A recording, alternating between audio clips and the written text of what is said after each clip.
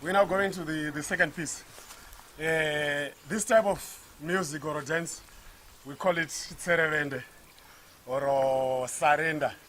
You know, the type of music that was being done by Thomas Mapfumo. We are doing it the traditional way. So that's you will listen. We are going to do a song which is called Wakachena Grace, but here we call it Chimoko.